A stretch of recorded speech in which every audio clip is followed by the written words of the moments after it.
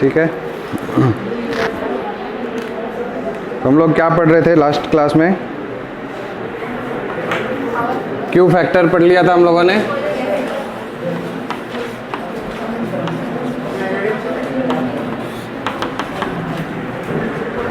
Q factor में एक question जो है ये 2020 में ही पूछा हुआ है।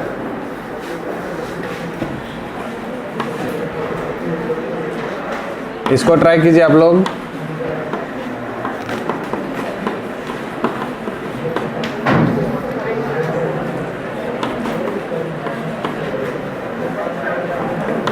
तीन ऑप्शन दे रखे हैं, सॉरी 4 ऑप्शन।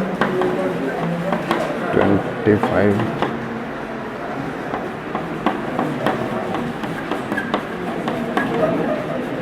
इनमें से आपको ये बताना है कि कौन सा सबसे अच्छा क्वालिटी फैक्टर किसका होगा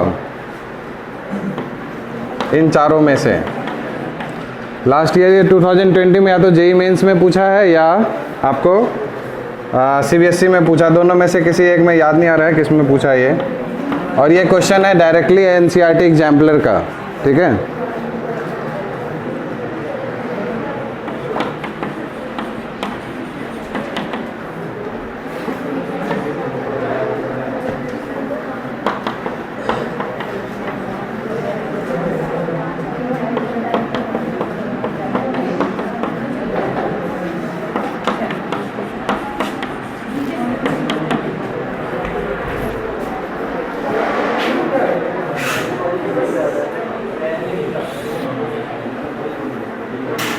ठीक है, तो ये 4 ऑप्शंस हैं। हाँ,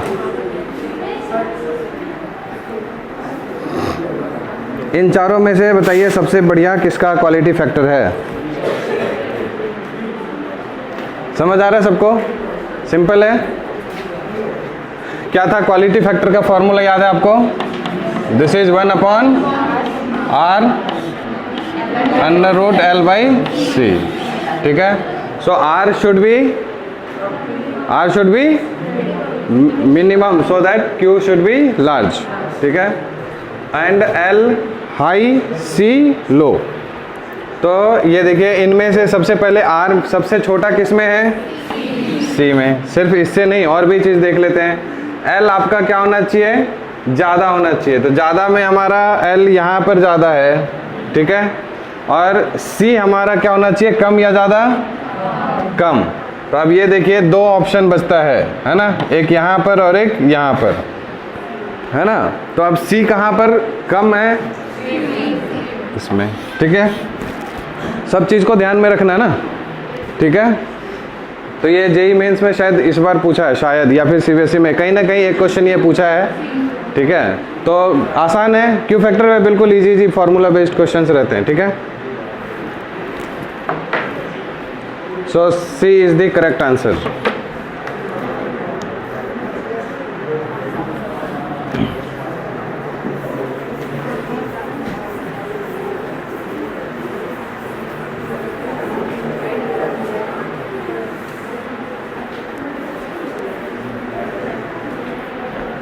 नेक्स्ट देखिए,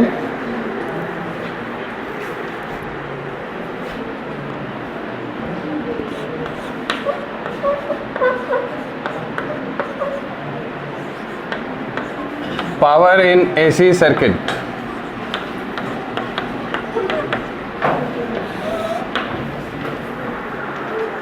और इसी में हम लोग पढ़ेंगे पावर फैक्टर के बारे में।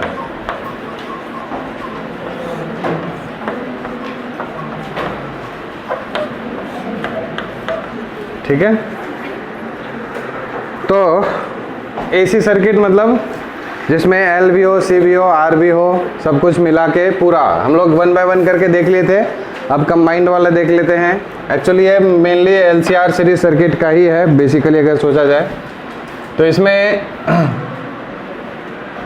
हम लोग जानते हैं वोल्टेज कितना सप्लाई करते हैं, Vm sin ओमेगा टी, और करंट क्या हो जाता है, Im sin omega T plus हम लोग यहाँ पर कुछ एक फाई मान लेते हैं, ठीक है, कुछ। और बेसिकली आप यहाँ से अगर बात करेंगे तो ये कैसा सर्किट हो रहा होगा, प्रीडोमिनेंटली कैपेसिटिव या इंडक्टिव, कैपेसिटिव, ठीक है, करंट लीड कर रहा है। Okay, so in this case हम लोग जानते हैं कि Z की वैल्यू क्या हो जाती थी, R square plus XC minus XL का होल स्क्वायर, और यहाँ से tan फाई की वैल्यू क्या हो जाती थी, XC minus XL upon R, ठीक है, ये सब बात हम लोग जानते हैं। चलिए अब देखिए, अगर हम लोग पावर की बात करें तो पावर हमेशा हम लोग कितने तरह का पढ़ रहे हैं, बोलिए, instantaneous power and average power. पहले हम लोग कौन सा पढ़ लेंगे, इंस्टेंटेनियस पावर। पावर का फॉर्मूला वोल्टेज इनटू करंट, तो V की जगह हम लोग क्या रख देंगे, Vm साइन ओमेगा टी, और इनटू I की जगह पे Im sine omega T plus 5। Got it. अब देखिए ध्यान से, ये जो है फॉर्मेट आपका पावर का ट्रिग्नोमेट्री से रिलेटेड हो गया। तो इसमें हम लोग क्या करते हैं, देखिए Vm साइन Vm Im और इनटू ये हो गया क्या, sine omega T into sine omega T plus 5। कोई बता सकता है आप लोगों में ये किस चीज़ का फॉर्मूला है, ये कहाँ, ये जो sine omega T into sine omega T plus 5 को हम लोग और क्या लिख सकते हैं, कोई बता सकता है?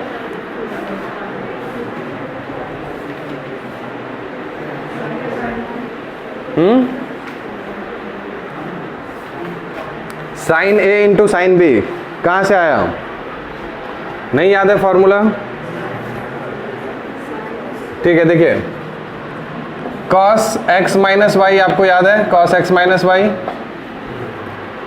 याद है, बोलिए, cos x into cos y plus या minus, plus sin x into sin y, सही बात। और cos x प्लस y की अगर बात करिए तो यहां पर सिर्फ क्या आ जाएगा, माइनस।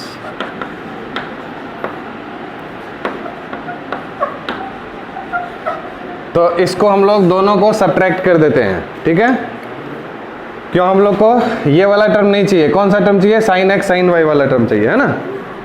तो इसको सब्ट्रैक्ट कर दीजिए, दिस और ये माइनस माइनस क्या हो जाएगा, प्लस, ये वाला टर्म कैंसिल आउट हो गया, ठीक। अब यहाँ ध्यान दीजिए, cos x minus y minus cos x plus y बन गया, यस और नो।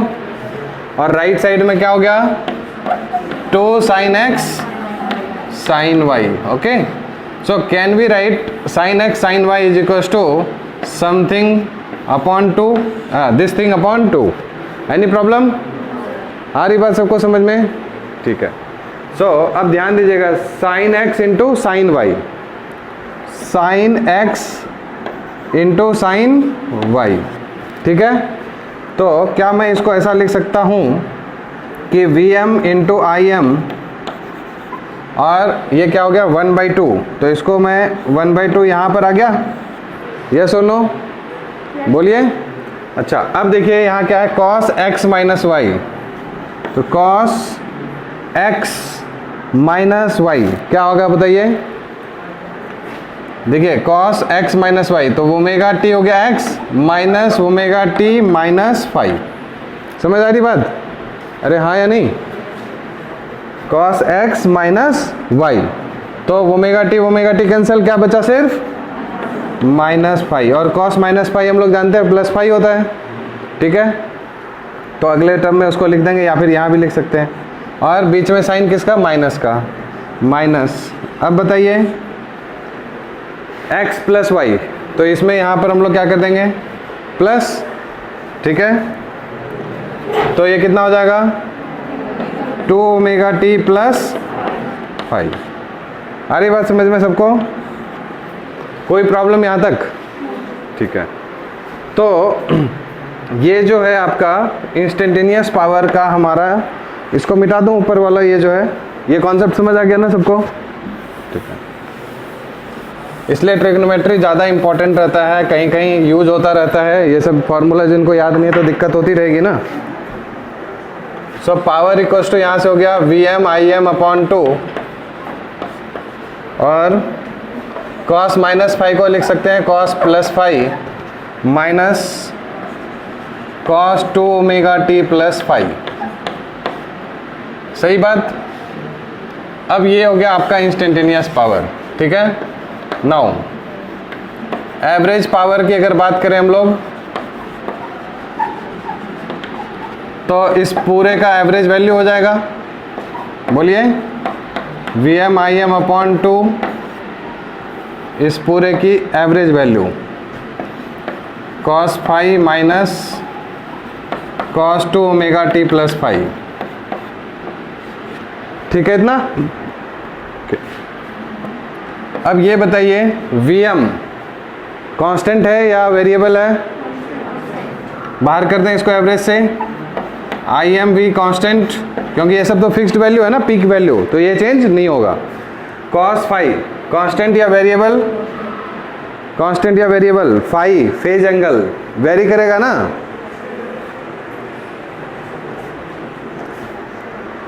cos फाइव देखिए क्या है, ये फाइव क्या है? Phase difference between voltage and current. तो वोल्टेज और करंट के बीच में जो फेज डिफरेंस है जितना भी होगा वो हर जगह पे फिक्स ही होगा ना। इट इज टाइम डिपेंडेंट क्या? हर टाइम पे टाइम आप चेंज करेंगे तो करंट और वोल्टेज के बीच का वो जो है वो फेज चेंज हो रहा है, हमेशा हर टाइम पे फेज मेंटेन रहता है कि नहीं। सो this is not time dependent, okay.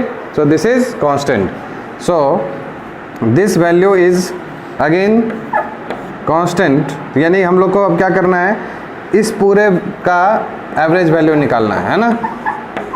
इसको हम लोग पहले ऐसे लिख देते हैं, ठीक। Since cos five is constant, देखने में लग रहा है ये फेज है, थीटा है, एंगल है, चेंज हो रहा होगा, बट ये कांस्टेंट है ना। It is not time independent, है ना। This is time independent, okay. तो टाइम डिपेंडेंट कौन हो गया? सिर्फ और सिर्फ ये वाला टर्म, ठीक है। तो cos 2 omega t plus five की जो एवरेज वैल्यू सिर्फ और सिर्फ अब इस पर डिपेंड करेगा। तो cos 2 omega t plus five की एवरेज वैल्यू क्या होती है बताइए? 0। क्यों? cos थीटा का ग्राफ है ना, ऐसा बनता है, ठीक है। तो ये पॉजिटिव वाला एक साइकिल में और ये नेगेटिव वाला आपस में एक दूसरे को क्या कर देंगे? Cancel out. So this average value becomes 0। तो इसकी वैल्यू पूरे की दिस माइनस 0, तो क्या बचा? सिर्फ cos फाइव, ठीक है। आ रही बात समझ में? इधर लिख सकते हैं क्या? नहीं, थोड़ा सा, ठीक है। तो यहाँ रख देता हूँ। तो यहाँ से हमारा एवरेज पावर की वैल्यू क्या हो गई देखिए, Vm Im अपॉन 2 और इनटू में cos five. So this is your average power, ठीक है। लिखिए इसको जल्दी से।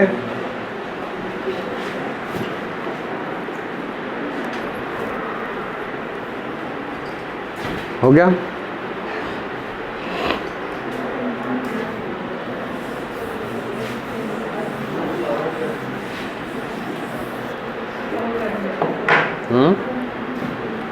तो अब देखिए यहाँ पर जो एवरेज पावर था वो आ रहा है आपका कितना?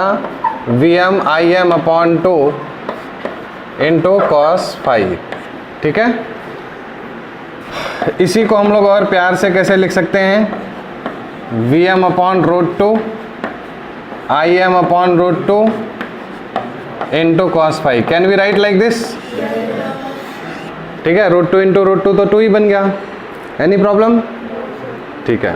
अब ध्यान दीजिएगा कि ये जो वैल्यू है Vm अपॉन रूट 2 क्या है ये? What is this? Vrms। Simply capital V भी लिख सकते हैं क्योंकि V से भी हम लोग उसको डिनोट करते हैं, ठीक है। और इनटू में Irms, ठीक है, और इनटू cos फाइव, ठीक है। तो अब आपको ये समझ में आ गया आज कि पावर में हम लोग जानते हैं वोल्टेज इनटू करंट होता है। जो भी सप्लाई वोल्टेज आता है दिस इज आरएमएस वैल्यू, ठीक। तो वोल्टेज करंट के साथ एक और टर्म, तीसरा टर्म आ गया, दैट इज पावर फैक्टर, ठीक है। ये पावर में जो है एक और टर्म आ गया, एक और फैक्टर आ गया, तो पावर के अंदर में एक और फैक्टर आ गया जिस पे पावर डिपेंडेंट होता है, इसलिए इसको क्या बोलते हैं, पावर फैक्टर। समझ में आया? हम लोग जानते हैं power equals to voltage into current, यहीं से शुरुआत किया था, लेकिन ये एक एक्सटर्नल टर्म आ गया, एक्स्ट्रा टर्म आ गया, ठीक है। सो this is called power factor. क्यों? पावर के ऊपर एक और फैक्टर आ गया ये, है ना, जिस पे डिपेंड करता है, ठीक। पावर फैक्टर समझ आ रहा है सबको? ओके, चलिए अब हम लोग इसके 4 केस फटाफट से पढ़ लेते हैं।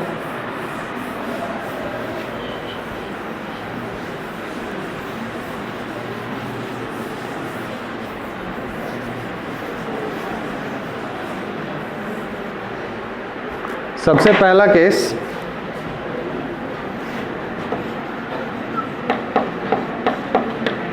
जब आपका सर्किट क्या हो, प्योरली रेसिस्टिव सर्किट हो, प्योरली रेसिस्टिव सर्किट हो, ठीक है।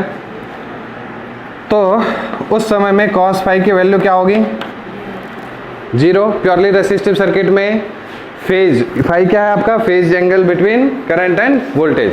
तो प्योरली रेसिस्टिव सर्किट में वोल्टेज और करंट के बीच का phase 0।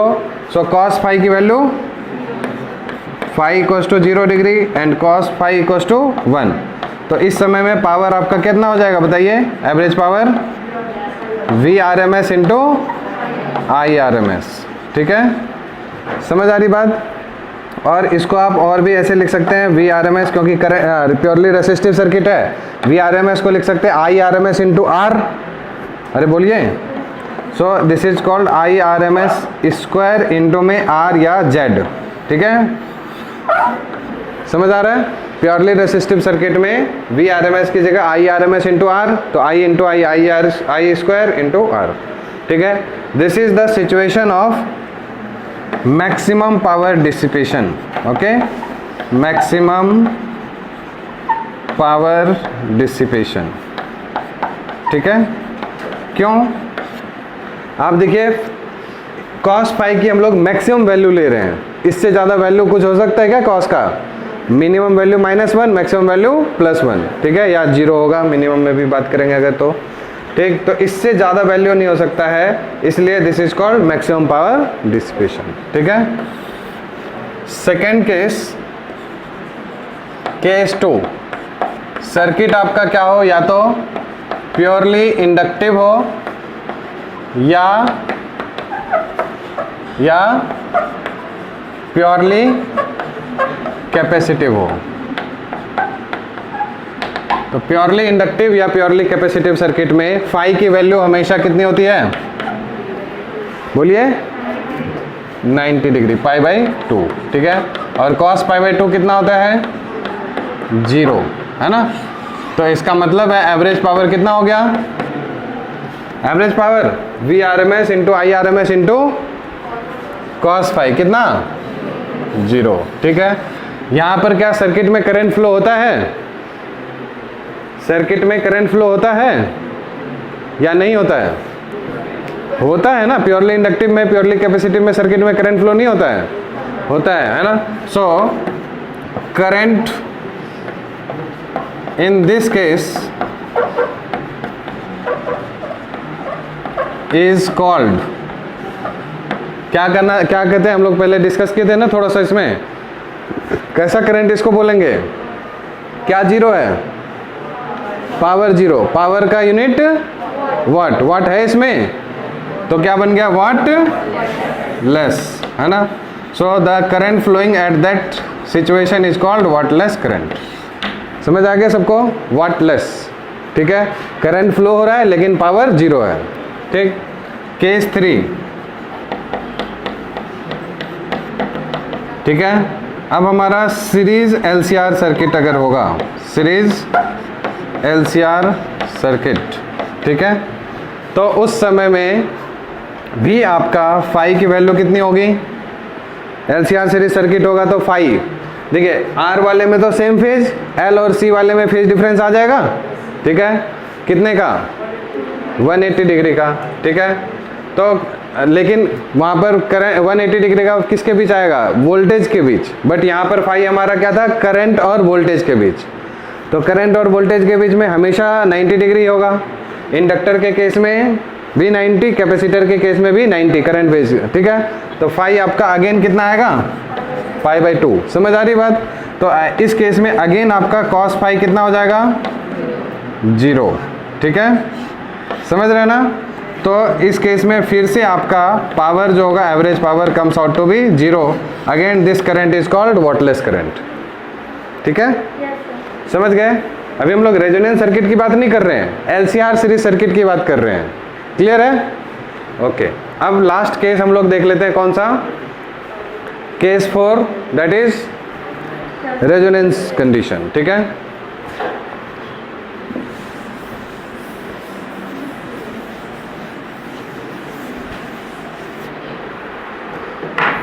So case 4 is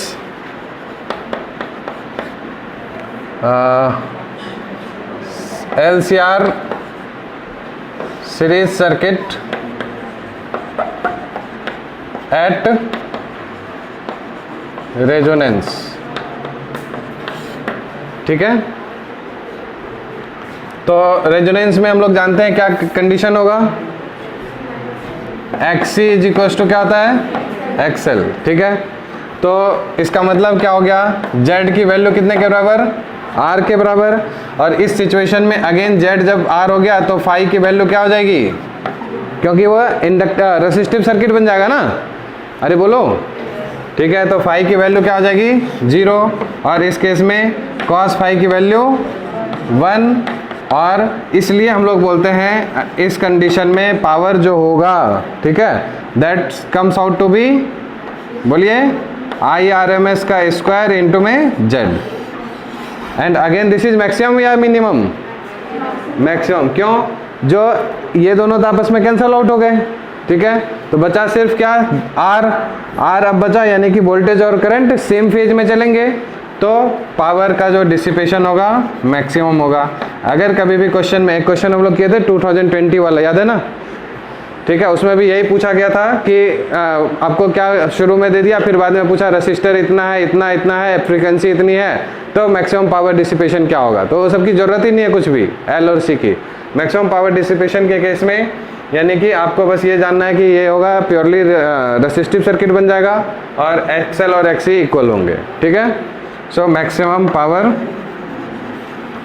dissipation, ठीक है। तो क्वेश्चन में ऐसा कुछ था कि बोला है आपको कंडीशन दे दिया मैक्सिमम पावर डिसिपेशन हो रहा है, ठीक है, और L और C में कोई एक वैल्यू दे दिया आपको, नहीं समझे क्वेश्चन कैसे पूछेगा, आपको बोलेगा कि सर्किट सीरीज LCR सर्किट है, उस समय में मैक्सिमम पावर डिसिपेशन हो रहा है, ठीक, ये कंडीशन दे दिया मैक्सिमम पावर डिसिपेशन। और L और C में कोई एक वैल्यू आपको दे दिया, दूसरा पूछ रहा है, मान लीजिए L दे दिया, C पूछ रहा है, तो क्या करेंगे हम लोग को, पहले ये सोचना है कि maximum power dissipation series LCR circuit में कब होता है, जब वो रेजोनेंस कंडीशन होगा। यहाँ तो नहीं होता है ना मैक्सिमम पावर डिसिपेशन, तो रेजोनेंस कंडीशन, और रेजोनेंस कंडीशन क्या कहता है, XL इक्वल टू XC। इसका मतलब दोनों को इक्वेट कर दीजिए, एक वैल्यू मालूम है, दूसरी पता चल जाएगी, ठीक है, और फ्रिक्वेंसी भी गिवन रहेगा आपको क्वेश्चन में। क्लियर है, ठीक है ना। तो इसी बेस पे 2020 में CBSE में क्वेश्चन आया था, ठीक है। तो ये चारों केस हो गए कंप्लीट, ठीक।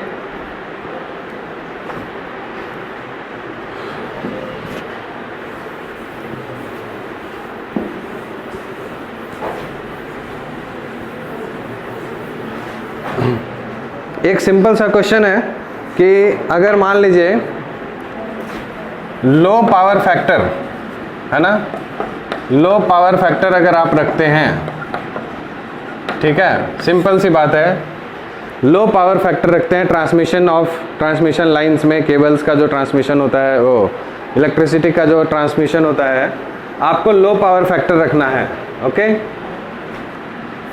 तो आपका पावर डिसिपेशन क्या होगा उस समय में, मैक्सिमम या मिनिमम, पावर लॉस जो होगा ट्रांसमिशन केबल्स में, ट्रांसमिशन लाइन में लॉस होगा जो कम होगा कि ज़्यादा होगा, बोलिए, मिनिमम। समझ आ रहा है ना सबको, yes, very good, you are very very good. VRMS IRMS into cos phi, ठीक है। ध्यान दीजिएगा, ट्रांसमिशन लाइन है, वहाँ पर आपको पावर फिक्स है, इतना पावर सप्लाई करना है, आ रही बात समझ में, ठीक।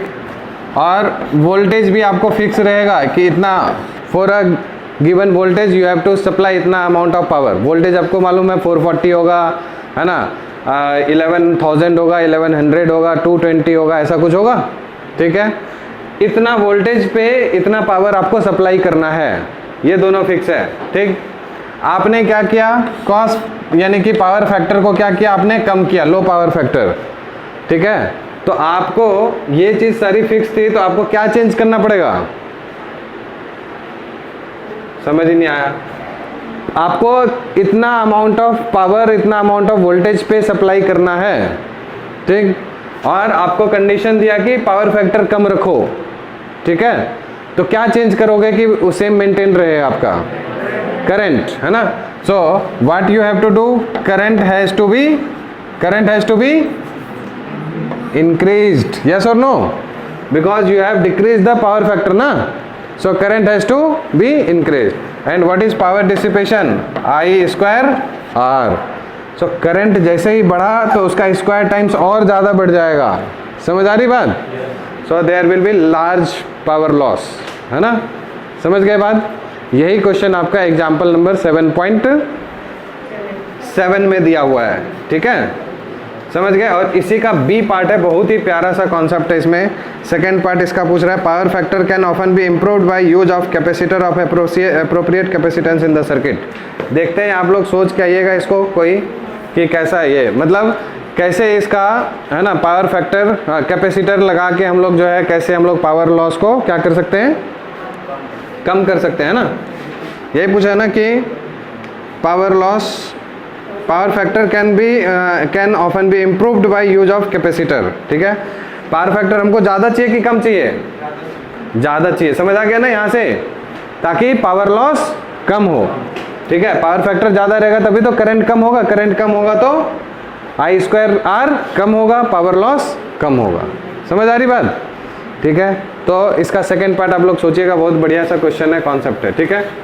तो इस तरह से आपका ये जो ये वाला कंपोनेंट था पूरा सर्किट का ख़त्म हो गया। अब इसके बाद आपका दो ही रहता है, एक LC ऑसिलेशन और एक ट्रांसफार्मर, ठीक है।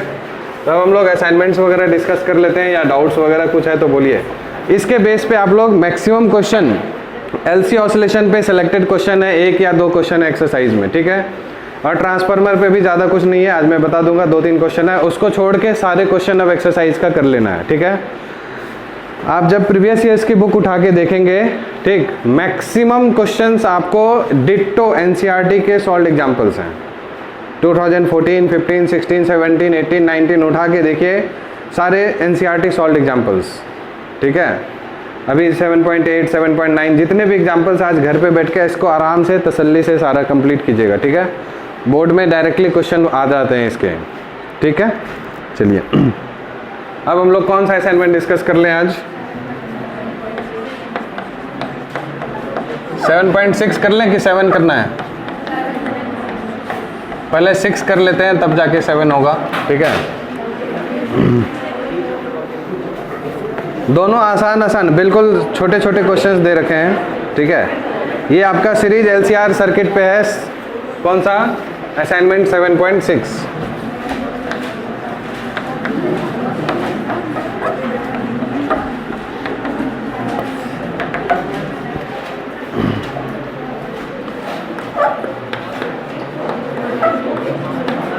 क्वेश्चन नंबर 1, डाउट है किसी को, सिंपल है बहुत। Determine the impedance of a series LCR circuit if the reactance of L and C, है ना। पहले आपको दे रखा है XC 250 ओम, हाँ 4-5 करेंगे, उसको भी करेंगे, ठीक है। ये एक बार ये वाला हो जाएगा ना, तो उसके बेस पे आपका वो पहले वाला भी हो जाएगा, ठीक है। उसको मैं करके रिकॉर्ड भेज दूंगा। XL कितना है, XL 220 ओम, ठीक, और R आपको दे रखा है 40 ओम, ठीक है। So impedance of the circuit हो गया, क्या होता है R square plus XC minus XL, कितना 30, एक्सी माइनस एक्सएल 30, और 4 3 और 4 का एलसीएम वो रूट कितना होता है 50। समझ आ गया ना सबको? अरे 3 4 5 मालूम है ना ये सब? ठीक है, तो ये इसका 50 ओम आ गया। बाकी लोग जो नहीं किए थे उनको भी आ रहा है समझ में कि नहीं आ रहा है? ओके, ये एकदम बिल्कुल जीरो लेवल का है। इसके बाद वाला जो इसी के ऊपर एलसीआर सीरीज सर्किट पे और देंगे क्वेश्चन, अभी 20-25 क्वेश्चन और करना है इस पे। Series LCR circuit is connected to an AC source 200 volt और 50 हर्ट्ज, ठीक है, 200 वोल्ट 50 हर्ट्ज। ये आपका सप्लाई वोल्टेज है। Voltage across the resistor, capacitor and inductor, voltage across resistor आपको क्वेश्चन में गिवन है 200 वोल्ट, वोल्टेज अक्रॉस कैपेसिटर आपको दे रखा है 250 वोल्ट, और वोल्टेज अक्रॉस इंडक्टर आपको दे रखा है कितना 250 वोल्ट। ओके, ठीक है। The algebraic sum of the voltages across the 3 elements is greater than the source voltage, how is this paradox resolved. ठीक है, ये तीनों वोल्टेज दे रखा है, ठीक, तो इन सब का सम कीजिए, V R plus V L plus V C, कितना आ रहा है बताइए, कितना आ रहा है 700 वोल्ट, ठीक है। और सप्लाई वोल्ट कितना था, बोलिए, वी आर एल सी जो है ग्रेटर देन वी सप्लाई, है ना। ऐसा कैसे हो गया, आपने सप्लाई किया उससे ज़्यादा वोल्टेज सर्किट में, हो सकता है ऐसा क्या? आपने सप्लाई किया वहाँ पर 200 वोल्ट और सर्किट में सबका प्लस किया, voltage across resistor, capacitor, inductor, तो ले 700 वोल्ट आ गया। तो क्वेश्चन गलत हो गया ना ये, ऐसा होता है क्या? एक्चुअली क्या हो रहा है यहाँ पे, करंट और वोल्टेज, क्या सॉरी, वोल्टेज अक्रॉस इंडक्टर और कैपेसिटर के बीच में फेज डिफरेंस होता है, ठीक है। तो फेज रिलेशनशिप के ये क्वेश्चन भी सीबीएसई में कई बार पूछा गया है, यही लिखता है, how is this paradox resolved. NCERT के सॉल्व एग्जाम्पल में भी है एक, ठीक है, कि कैसे ये पैराडॉक्स आपका रिजॉल्व हुआ, ठीक है। तो कैसे, तो इसमें आप वही बोल देंगे कि since V L and V C are not in phase, they are 180 degree out of phase, yes और नो। सो आपका जो है यहाँ से अब अगर देखेंगे, supply voltage is equal to V R square plus V C minus V L का होल स्क्वायर, ये करते थे हम लोग स्टार्टिंग में, बोलिए फेजर डायग्राम से। तो वी आर का होल स्क्वायर कितना है 200, और V L minus V C कितना, V L minus V C 0, है ना, V C minus V L या एक ही बात है। तो 200 का स्क्वायर रूट का अंडर रूट, देखिए अब सप्लाई वोल्टेज 200 वोल्ट आ गया, आ रही बात समझ में। तो ऐसा क्वेश्चन आपको जब भी दिखेगा कि सप्लाई वोल्टेज से ज़्यादा हो गया, मतलब जो अब वोल्टेज अक्रॉस कैपेसिटर, इंडक्टर और रेसिस्टर को मिला के सप्लाई वोल्टेज से ज़्यादा हो गया, ठीक है, तो इट इज़ नॉट पॉसिबल, है ना। और इस पैराडॉक्स को रिजॉल्व करने का तरीका क्या हुआ, वेक्टर सम लेंगे, क्योंकि हमने वोल्टेज को वेक्टर की तरह ट्रीट किया, ठीक है। क्वेश्चन नंबर 3 क्या बोल रहा है आपका, रेसिस्टर 50 ओम है, इंडक्टर 20/पाई हेनरी, कैपेसिटर 5/पाई माइक्रोफैराड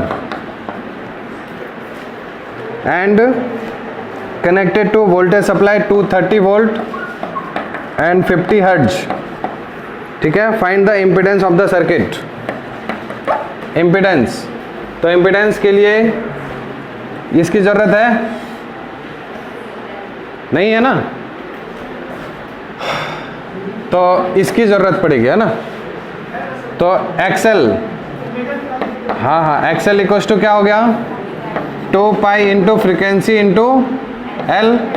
सो कितना आ गया यहाँ से, देखिए 2 पाई इंटू फ्रिक्वेंसी कितनी 50 इंटू एल कितना 20/पाई, तो यहाँ से कैंसिल हो गया, 5 × 2 10 × 2 20, कितना आ गया 2000 ओम, सही बात।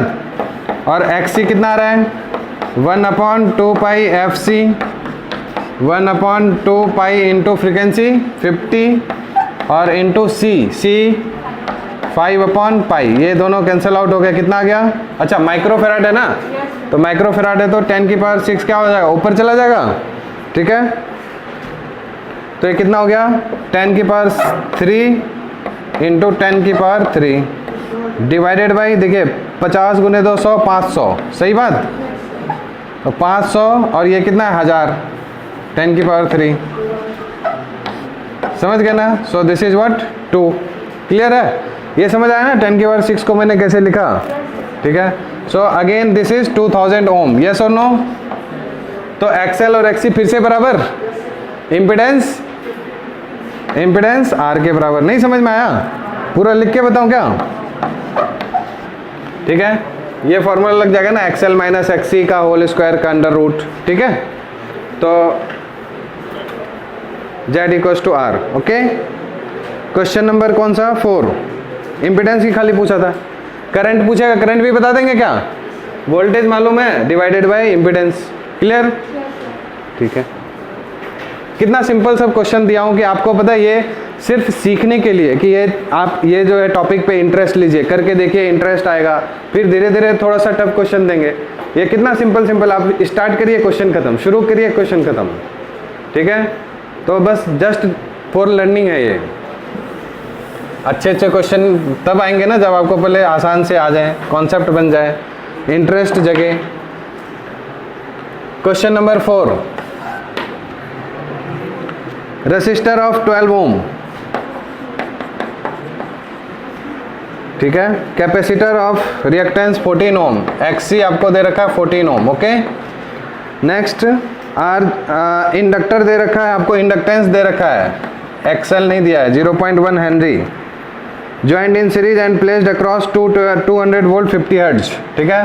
तो वोल्टेज सप्लाई जो है आपका दे रखा है कितना? 200,50, समझ गए ना, 200 वोल्ट 50 हर्ट्ज, ठीक है। ये वोल्ट, ये हर्ट्ज, ठीक। सो calculate the current in the circuit and phase angle between V and I, okay. चलिए इसमें तो करंट निकालने के लिए पहले हम लोग को क्या करना पड़ेगा? इम्पीडेंस चाहिए होगा, तो इम्पीडेंस निकालने के लिए पहले हम लोग SL निकालेंगे, ठीक है। XC और R तो पता है, तो XL कितना? 2 × पाई की वैल्यू क्वेश्चन में दे रखा है, 3 लेना है हिंट में, ठीक है, समझ गए। तो 2 पाई फ्रीक्वेंसी कितनी? 50 × L कितना? 0.1, सही बात। अब देखिए यहाँ से कितना हो गया? 50 × 0.1 तो 5 हो गया ये, और 5 × 2 10 × 3 30 ओम, क्लियर। नाउ इम्पिडेंस कितना हो जाएगा? √R² plus XC minus XL का होल स्क्वायर, सही है। अब देखिए √R कितना?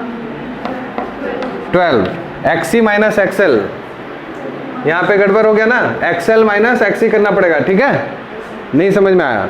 XL आपका 30 है, XC 14 है, तो यानी प्रीडोमिनेंटली इंडक्टिव सर्किट हो गया ना, क्योंकि XL ज़्यादा है, समझ ही नहीं आ रहा है। तो वैसे हम लोग XC माइनस XL करें, XL माइनस XC करें, एक ही बात है यहाँ पे, क्योंकि माइनस का होल स्क्वायर प्लस ही हो जाएगा, सही बात। तो 30 माइनस 14 कितना? 16 का होल स्क्वायर, माइनस 16 का होल स्क्वायर प्लस 16 स्क्वायर, ठीक है। तो 12 का होल स्क्वायर कितना? और 16 का, और दोनों को प्लस किए तो 400 आ रहा है क्या? पक्का, यानी कितना? 20 ओम, सही बात। बोलिए, एकदम सिंपल जो सबसे सिंपल कैलकुलेशन है, था ये सब चुन के देते हैं कि आपको मेहनत ना करना पड़े। शुरुआती दौर में आप सीखिए, अरे ये बहुत आसान है, इतना अच्छा है, सबसे हो जा रहा है, ठीक। जेड हो गया। तो पहली पार्ट में क्या पूछा था आपसे? करंट इन द सर्किट और phase angle between V and I, ठीक है।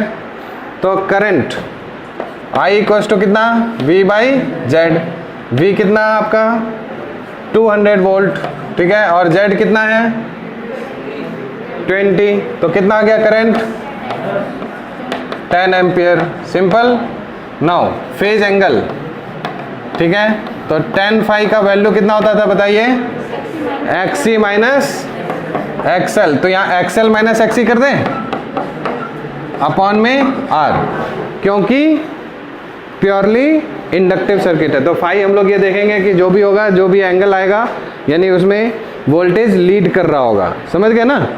चलिए, तो XL कितना, XL 30 minus XC 14 divided by R 12। सो ये कितना हो गया, 16 डिवाइडेड बाई 12, बोले तो 4/3। ठीक है, tan फाई की वैल्यू कितनी आ गई, 4/3। Okay, so this is what, phi. ठीक है, और 4/3 है, यानी ये 4 और ये 3। समझ आ रही बात? बोलिए ना। और तो ये 3 है, ये 4 है, तो ये कितना हो जाता है पाइथागोरस से, 5। समझ गए? तो अगर ऐसा रहे तो आप यहाँ से एक शॉर्टकट है, अभी फिलहाल दिमाग में रखिए, बाद में सिखाऊंगा ये सब। ये अगर फाई आपको ऐसा रहे, ठीक है, तो आप इसको क्या लिखिएगा, 53 डिग्री इसका आंसर।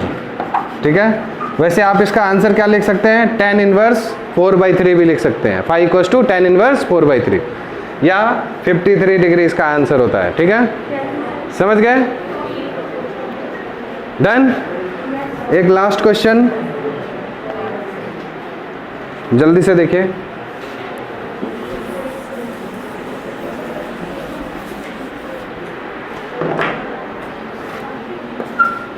क्वेश्चन नंबर 5,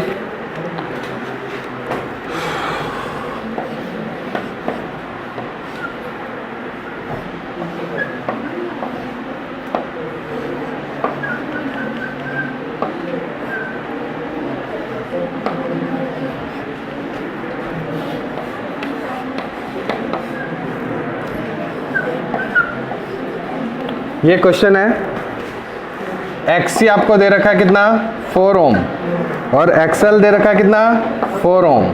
सही बात। और रेसिस्टर दे रखा है कितना, 45 ओम। ओके, और ये है आपका 90 वोल्ट सप्लाई कर रहे हैं इसको वोल्टेज। ठीक है, ये एमीटर, ये वोल्ट मीटर। Got it? ये क्वेश्चन है। अब इसमें बोल रहा है एमीटर और वोल्ट मीटर का रीडिंग बता दीजिए जल्दी से। ठीक है, तो देखिए, सबसे पहले हम लोग क्या करते हैं, वोल्ट मीटर की रीडिंग, है ना। तो वोल्ट मीटर क्या होता है, वोल्ट मीटर की reading I into XC minus XL, यही तो करेगा वोल्टेज, XC और XL। तो I कितना, कुछ भी रहे कोई दिक्कत नहीं है, XC माइनस XL कितना आ गया, 0। तो वोल्ट मीटर की रीडिंग कितनी होगी, समझ आया? बोलिए। ठीक है, ये दोनों बेचारे सेम है, तो दोनों जब सेम है तो यहाँ पर क्या होगा, वोल्टेज ड्रॉप 0, क्योंकि 180 डिग्री आउट ऑफ फेज ऐसे भी होता है, और इक्वल भी है मैग्नीट्यूड में, तो खत्म, नो वोल्टेज ड्रॉप। सो वोल्ट मीटर की रीडिंग 0। अच्छा, चलिए, अब यानी कि इसका मतलब करंट निकालना है, तो करंट इक्वल्स टू क्या हो गया, V/Z। Z कितना, ये XL और XC आपस में खत्म ही हो गया, 0। तो Z इक्वल्स टू कितने के बराबर, R कितना, R कितना, 45। ठीक है, 90/45 2 एम्पियर। यहाँ चाहिए तो आप यहाँ पर 2 एम्पियर 2 एम्पियर 2 इंटू 0 कितना होता है, समझ गए? ठीक है, हाँ, वोल्टलेस। चलो बोल लेंगे आगे चल के, तुम साइंटिस्ट बनो, फिर तुम्हारा नाम रख देंगे, तुम्हारे नाम पे वोल्टलेस हो जाएगा एक नया क्वांटिटी। ठीक है, क्लियर है सबको? ओके, तो इस तरह से ये वाला टॉपिक भी हो गया अपना कंप्लीट।